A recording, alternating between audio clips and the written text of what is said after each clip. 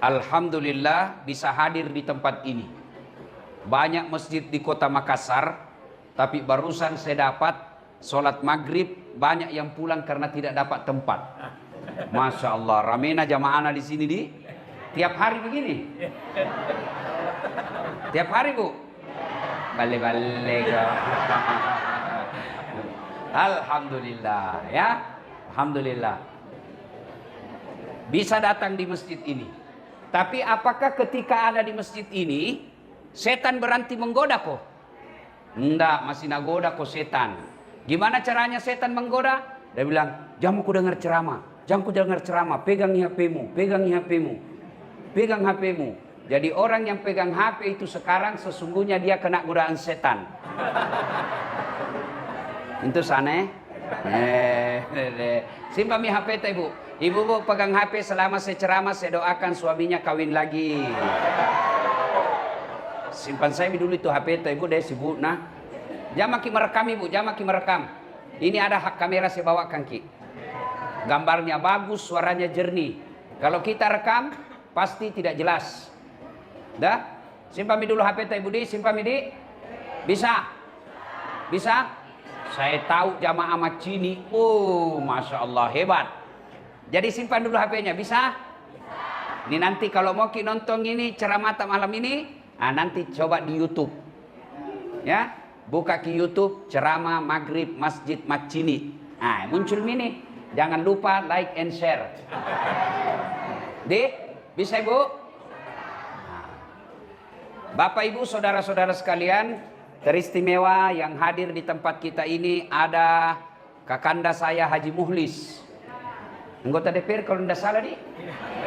Iya. Tapi masih ada balehona kuliah. Berarti masih maju. Biar nih mudah ya mau maju mau semua. Ya, ada juga di sini pelatihku waktu saya main drum band di Pertamina. Kak Darul dipanggilkannya. Ini yang undang Kak datang ke tempat ini. Ada juga teman saya Haji Nas yang hadir di tempat ini, gambar kuliah. Lebih gagah dari saya. Tapi saya penuh pesona. Mana buktinya mau semua kau foto sama saya toh? Yuk Bapak saudara-saudara sekalian, saya mau tanya, tolong jawab dengan jujur. Ada ndak di sini? Ada di sini kira-kira yang pernah tidur ndak pernah bangun-bangun dari pagi sampai pagi lagi? Ada kira-kira dari pagi, malam, tengah malam, subuh sampai pagi lagi? Ada kira-kira pernah tidur seperti itu? Ada? Tidak pernah. Satu hari saja tidak pernah. Dan orang kalau tidur 24 jam, bangun pasti pening kepalanya. Ya toh? Tapi kalau Allah yang mau, ada manusia tidur. Berapa lama dia tidur? 309 tahun. Deh? Woi kacuping. Dengar saya kok. Berapa lama dia tidur ini orang? Bukan 1 hari, bukan 1 tahun, bukan 10 tahun. Berapa lama? 309 tahun. Siapa bilang? Buka ke Quran. Itulah yang disebut kisah Ashabul. Ada itu. Kalau masih percaya ke Quran, harus kau percaya ini. Kalau kau tidak percaya, imanmu tidak sempurna. Bu, sibuk natong itu bu merekam. Simpan dulu HP tadi. Bu, woi, ada ndak di sini yang pernah masuk perut ikan? Ada? Kalau saya, ikan masuk perutku. Tidak mungkin manusia bisa hidup dalam perut ikan. Tapi kalau Allah yang mau, ada manusia yang hidup dalam perut ikan 40 hari lamanya. Siapa? Nabi Yunus alaihi salam. Siapa bilang? Buka surah Yunus. Ada dalam Quran. Kau tidak percaya, berarti tidak beriman kok. Bu. Ada janda di sini? Banyak. Ada duda di sini. Bak urus sama kok sebelum pemilu. Bukan saya, tidak mungkin saya takut asal istriku. Ibu, bisa ndak perempuan hamil? Belum bisa selesai celaka. Bu, bisa ndak perempuan hamil tidak pernah disentuh laki-laki? Bisa ndak? Menurut ilmu kedokteran tidak mungkin. Tapi kalau Allah yang mau, bisa. Siapa? Nabi, mamanya Nabi, siapa namanya? Siti Maryam. Wanita suci, tidak pernah disentuh laki-laki, melahirkan Isa alaihissalam. Siapa bilang? Al-Quran. Mana? Surah Maryam. Kalau kau tidak percaya, Islammu tidak sempurna. Cuma sekarang banyak tuh perempuan mau saingan Siti Maryam. Hamil dari suaminya, beleng-beleng. Ya, Bu, Bu, bisa ndak orang dibakar dalam api yang sangat besar? Belum bisa selesai. Ini memang perempuan ras terkuat di bumi. Dia mau kok dikasih Allah alis yang bagus, bikin sena cukur. Itu hebat itu perempuan itu. Bisa ndak, Bu? Manusia dibakar dalam api yang sangat besar, satu lapangan Karebosi, di tengah-tengah dibakar, keluar di kedinginan. Bisa ndak? Bisa ndak? Tidak mungkin api rokok saja diinjak lompat maki. Tapi masih ingat kisahnya itu Nabi Ibrahim. Kan dibakar itu. Dibakar dalam api yang sangat besar. Menyala-nyala. Datang burung pipit. Dia bawa air dalam paru. Tahu paru? Bahasa Parisnya papito. Paris itu pare-pare dan sekitarnya. Dalam parunya ada air nabawa. Tujuannya apa? Dia mau padamkan api yang membakar Ibrahim satu lapangan. Paru dalam air kira-kira setengah sendok lah itu. Dia datang terbang, dia mau kasih padam itu api satu lapangan. Datang buser. Cicak. Nah bilang itu cicak. Dede, mana bisa padam itu dari api air yang ada di parumu? Mana bisa padam itu api? Tidak mungkin. Kalau pemadam kebakaran yang bawa mobil tangki, bisa jadi ini air setengah sendok, kasih padam satu lapangan, tidak mungkin padam. Apa Nabi bilang burung pipit? Cicak, saya hanya mau datang, bukan untuk padamkan api, itu urusan Allah. Yang saya mau, Allah tahu, saya bersama Ibrahim. Begitu juga pilpres ini. Haji Mulis, Allah tanya kau nanti, kenapa kau di sini? Bapak-bapak Haji Nas ditanya nanti, kenapa kau pilih itu? Kalau kau pilih hanya karena kasih kau uang 300, siap-siap kau di belender. Tahu di belender ibu? Itu belender bu, lebih sadis dari linggis. Lebih sadis dari bor. Kalau bor, masih ada ndak kena. Tapi kalau belender, patah putar. Di belender kau nanti kalau kau pilih orang hanya karena nasar kau 300. Ibu, anak muda, kalau dikasih kau 300.000 kau terima, kaya kau? Kaya kau? Tidak. Ibu-ibu, kalau kau tolak 300.000, miskin kau? Miskin kau? Tidak akan kaya dan tidak akan miskin. Tapi yang pasti, kalau kau pilih karena kau disogok, api neraka yang bisa cuci perutmu, kata Nabi. Apalagi bahayanya, yang akan terpilih pemimpin yang tidak nak urus kau. Kenapa? Nabi bilang, lepa mau kau bayar, apalagi. Maka biarkanlah kita miskin, tapi orang tidak bisa beli suara kita. Biarkanlah kita rumah kontrak-kontrak, tapi orang tidak akan bisa bayar kita punya suara. Itu namanya punya harga diri. Ya, bisa ibu? Perjelas dulu. Bisa? Ngapa na 12J? Bisa pak? Bisa. Ya Allah, dengarlah janji hambamu. Kalau ada yang terima serangan fajar, buat hidupnya sengsara dunia akhirat. Apa ini? Gapa nih? Hei, nasami. Nah, Bu, dibakar, Ibrahim justru keluar kedinginan. Tidak masuk akal. Kalau Allah yang mau, tidak ada yang tidak masuk akal. Banyak lagi kisah-kisah yang Allah jelaskan dalam Quran. Tapi kalau Allah berkehendak, nah bantu kok. Yang paling dekat dengan kita umat Islam, kisahnya Rasulullah Muhammad SAW dikejar oleh Abu Jahal dan para pasukannya. Nabi bersembunyi dalam gua Zur. Gua Zur itu pendek. Kalau orang ngintip, pasti kelihatan orang di dalam. Dan didapat oleh Abu Jahal dan para tentaranya. Nabi di dalam bersama Abu Bakar Siddiq. Diintip, Abu Bakar berkata kalau bahasa Makassar, "Mak maki, mati maki, digappa maki, didapat maki ini." Tapi apa kata Nabi? Abu Bakar, la tahzan, innallaha ma'ana. Abu Bakar, jangan kau cemas, jangan kau takut, Allah bersama kita. Lalu apa yang terjadi? Allah turunkan pertolongannya. Yang Allah turunkan bukan burung ababil bawa batu seperti Abraha dihancurkan. Yang Allah turunkan bukan para malaikat. Yang Allah turunkan bukan air seperti menghancurkannya Fir'aun. Apa yang Allah turunkan? Allah cuma turunkan laba-laba. Tahu ki laba-laba, Ibu? Tahu ki laba-laba, Dek? Garangkang. Tahu laba-laba? Spider. Ya toh? Ada itu yang Spiderman. Ku coba-coba itu, udah keluar nih. Spider, laba-laba.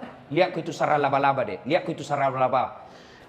Kau ambil pulpenmu, simpan di atas sarang laba-laba, pasti robek itu sarang laba-laba.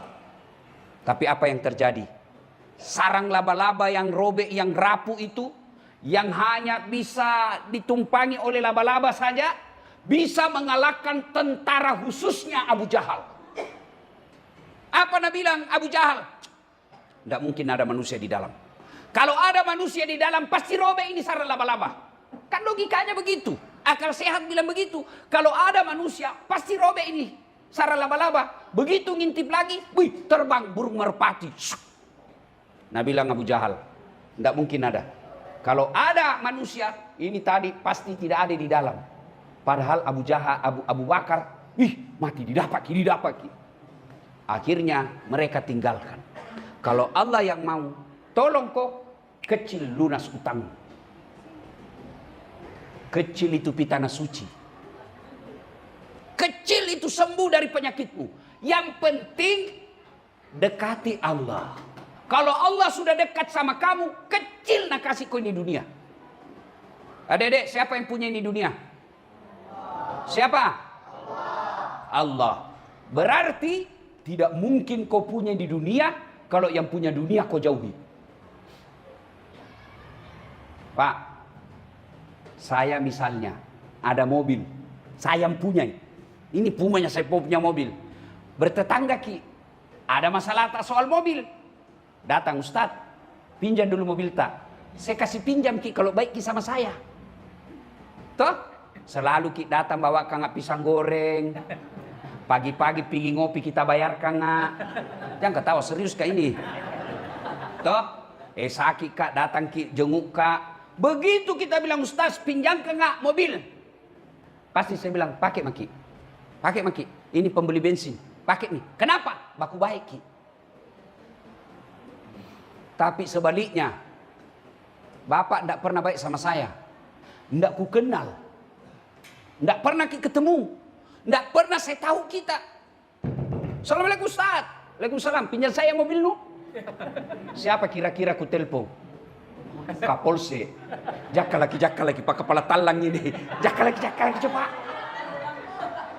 Nah, begitu juga dunia ini. Yang punya Allah. Tidak mungkin nak kasih kau dunia kalau jauh kau dari Allah.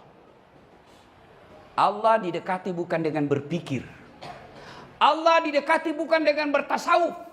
Allah didekati dengan beramal baik, ibadah namanya. Dan ibadah sedekat-dekat Allah. Kata Allah, sedekat-dekat aku dengan hambaku ketika dia sujud. Itu paling dekat.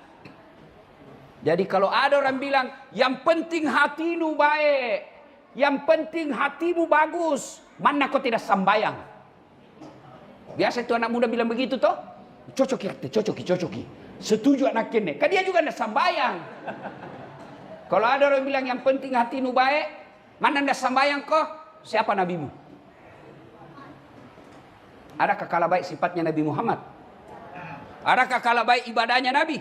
Adakah kalah baik bersih hatinya Nabi? Tapi beliau tetap sholat. Ada lagi yang bilang begini, Ustaz, tidak bisa pasambayang saya Ustaz. Kenapa? Masih suka ka botoro.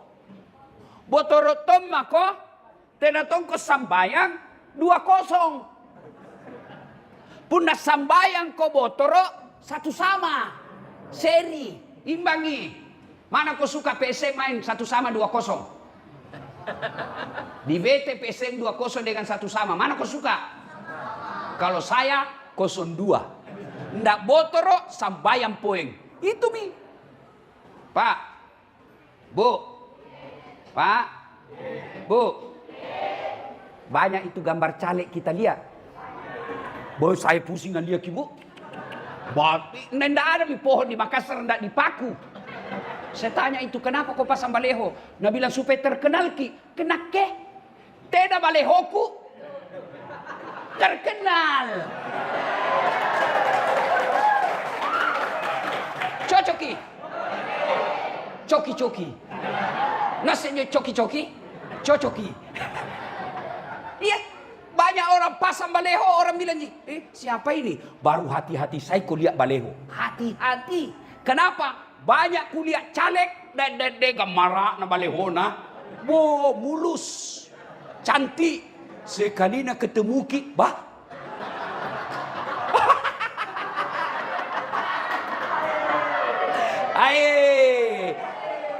balehonya saja pabote. Jadi kau lihat nih, balehonya saja natipu kok. Betul baru nu pilih ji. Hancur kok. Baleho tuh, ada tuh kuliah aslinya pakai pelatan lang. Kenapa?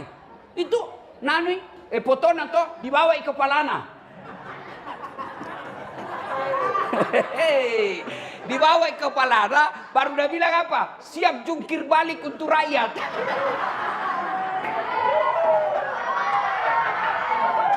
Pelan-pelan ke gondrong.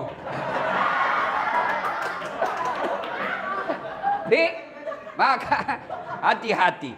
Ya. Perbaiki saja solatmu. Kecil buat Allah kasihku. Kecil. Jangan dulu beri cerita yang lain. Sembahyang morong. Termasuk tadi yang caleg banyak tak gantung-gantung. Kalau kau mau selamat, kalau tidak nak bantu kau minimal nanti di akhirat ditanya kau, gampang kau jawab. Kenapa kau pilih? Selalu kuliah di masjid. Ternyata dia pakai kepala talang, bukan urusanmu. Berarti dia yang menjadi khianat. Jadi kalau mau kau lihat caleg yang baik, lihat yang datang di masjid malam ini.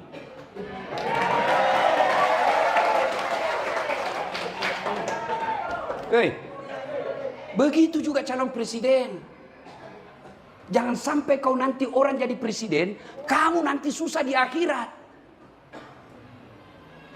Ditanya itu nanti, tidak percaya kok, mau tereko sinampe, pulang kau nanti, buka kau Al-Quran, surah Al-Baqarah, ayat 166, 167. Di situ ditanya orang-orang yang mengikuti pemimpin. Kenapa kau pilih dia? Waktu dia sudah gelisah, di neraka ini ceritanya, di batapa sami, pergi cari itu pemimpinnya, dan sudah coblos. Dia bilang, bantu ki, kau masih bantu. Apa nak bilang yang kau coblos? Nak bilang, nak lagi pandra. Buka ke itu Al-Baqarah, buka mako. Baru apa nak bilang tadi yang mencoblos? Ya Allah, keluarkan kami dari asap neraka ini. Al-Baqarah 167 terakhirnya. Apa nak bilang Tuhan? Tidak mungkin saya keluarkan kau dalam api neraka. Artinya, gara-gara kau coblos karena uang 300.000, abadi kau dalam neraka, tenan di pasuluk kau. Hati-hati Pak, ini sangat penting. Jangan lagi kita di Indonesia selalu dibilang jangan bawa-bawa politik dalam hidupmu. Tidak boleh. Kita orang Islam harus paham politik. Kalau kau tidak paham politik, nah politik ke orang. Kita berpolitik bukan memilih pemimpin orang baik, tapi paling tidak kita berupaya menghalangi orang jahat jadi pemimpin. Itu saja kau lakukan. Soal kau sudah coblos dan kau yakin orang baik, tawakal ilallah. Ternyata dia tipu kita, dia berkhianat, bukan urusan tak. Ya, Pak, Bu, ada punya anak gadis? Ada? Mau menikah? Mama yang mau? Pak, dengar. Kalau mau calon mantu yang baik, lihat sholatnya meskipun pekerjaannya tidak hebat. Lihat sholatnya meskipun dia status sosialnya tidak kaya. Kalau dia baik sholatnya, tidak nak kasih susah kok. Tapi kalau dia kaya tidak pernah sholat, nah hitung terus hartamu bagaimana dia bisa ambil. Banyak itu yang kita lihat toh. Akhirnya apa? Anak mantunya habis uangnya, mertuanya. Gara-gara apa? Tidak sholat itu menantunya. Mau apa? Daripada dia jelek, tidak sembayang, tidak ada sekolahnya, lebih baik gagah, baik sholatnya, banyak kerjanya. Itu yang paling bagus. Iya. Hei, dengar kau ini anak muda. Kalau mau kau dapat istri yang baik, dek, perbaiki saja sholatmu. Jangan kau ganggu orang. Jangan mau kau pacaran. Pacaran syar'i. Ini. Baru 2 bulan pacaran, baku panggil papi mami nih. Ketawa kau baru kau semua itu. Sampai jam berapa ini kah? Ero-ero nu. Jam berapa Isa? Jam 7.30. Jam 7? 29. Nah, 29. Berarti Pak, Bu, sholat ini jadikan selalu pertimbangan. Mau kau pilih caleg, lihat sholatnya. Mau kau pilih kepala daerah, lihat sholatnya. Kalau mau kau cari menantu, lihat sholatnya. Mau kau cari istri, lihat sholatnya. Adik-adik gadis di sini. Kalau ada cowokmu, jalan kau sama-sama. Nah, momi masuk asar, gelisai. Dek, Kak, momi asar ini kau dong. Kenapa, Dek? Belum pas sembahyang duhur. Harapan itu. Tapi kalau jalan aja kau nak bilang, sembahyang, belum pas sembahyang duhur. Dia bilang, besok pilih lagi. Tinggallah minjo. Ya? Perbaiki sholat. Adik-adik, mau kau baik hidupmu? Sembahyang kau saja. Ini juga takbir masjid. Kalau ada anak-anak kasihan begini ke masjid, ya, jangan kau usiri. Ribu Ustadz, namanya anak-anak. Betul? Berarti kau semua itu yang ribu. Ya, bagaimana ndak ribu anak-anak? Bapak ndak datang. Iya toh? Anak-anak mau pisah sembahyang, apa nak bilang? Pak, mau gak ini pisah sembahyang deh. Lihat temanku semua pergi masjid. Belikan saya songkok. Apa nak bilang bapak nak? Itu ada songkok na nenek dulu pakai. Anak nomor 5, songkok na nenek nomor 9. Akhirnya tak lempar-lempar songkok. Sujud jatuh di sini. Nak bilang minta mana? Pak doja. Nggak mau pergi masjid. Gara-gara apa? Songkok. Coba lihat itu bedek. Orang Kristen. Coba lihat itu orang Kristen. Kalau dia pergi sembahyang itu di rumah ibadahnya, apa nak bilang? Nak simpang itu anaknya di sini. Dengar kau pendetamu. Di sini tuh nak simpang. Baku samping. Tapi kita orang Islam pergi bawa anak-anak masjid. Pergi kau nak. Sini kau. Bapak nak di sini. Oh anak pergi mau kau main. Naik di atas pasingmu. Ya. Nah ibu bapak saudara-saudara sekalian. Ini sholat paling penting. Kalau dalam kehidupan sehari-hari.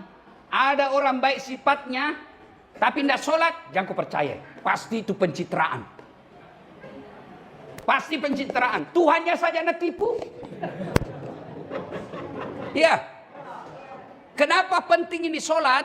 Karena sholat ini puncak pengabdian kepada Allah. Puncak penghambaan kepada Allah. Artinya apa? Ketika kau sholat, tidak ada kegiatanmu yang lain, kecuali kau hamba. Coba lihat, kalau puasa, boleh enggak sambil nonton, nunggu buka puasa?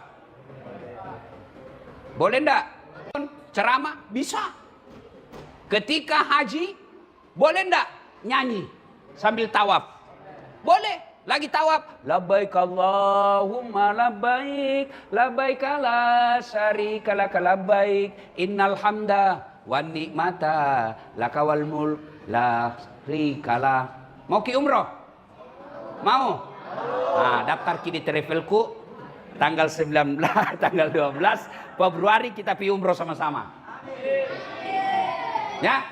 Nah, Bapak saudara-saudara sekalian, ketika umroh, haji, boleh sambil dagang, boleh. Ketika bayar zakat, boleh enggak sambil nyanyi? Boleh. Tapi ketika sholat, boleh kau dagang? Allahu Akbar. Haji, berapa gas? 25.000. Pasti batal. Lihat tak? Allahu Akbar. Darah muda, darah nafas. Pasti batal. Itulah makna sholat puncak penghambaan kepada Allah, karena tidak boleh ada kau lakukan kecuali nyembah kepada Allah. Ada yang bilang begini, kenapa paling itu tetangga aku Ustaz rajinnya sembahyang nokodona 30 tahun ini ngontrak-ngontraki terus.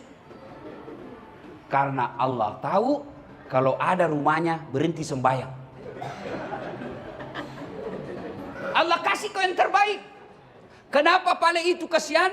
Tetanggaku rajin nama mau berjamaah di masjid, 5 tahun menikah, minta anak tidak dikasih. Karena Allah tahu kalau ada anaknya, dia anaknya cacat dan dia bisa ngurus. Kenapa paling lama berdoa Ustaz tidak dikasih?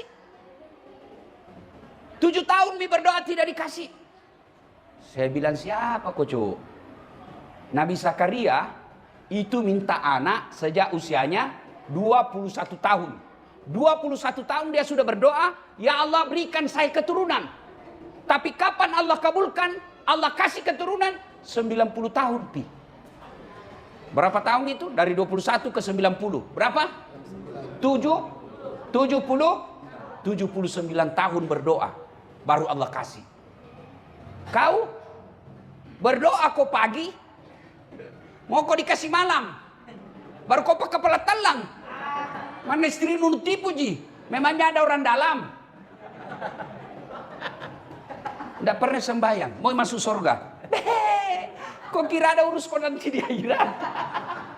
Sembahyang ji tahu Ustaz. Tapi hari Jumat ji. Jopoin terlambat datang paling cepat pulang. Ya, sholat. Kalau sholat baik, insya Allah. Saya sudah sholat Ustaz. Jangan puas sampai di situ. Tambah dengan salat-salat sunnah. Sudah salat sunnah juga Ustaz. Jangan puas sampai di situ. Ayo datang berjamaah di masjid. Ibu bapak saudara-saudara sekalian. Qad aflahal mu'minun kata Allah. Maka beruntunglah orang-orang yang beriman. Siapa kata Allah orang yang beruntung dalam solatnya? Alladzina hum fi solatihim khasi'un. Mereka yang khusyuk dalam solatnya. Mungkin ini saja yang saya sampaikan. Menunggu waktu Isya yang lagi 10 menit. 15 menit. Mungkin ada yang mau bertanya, silahkan.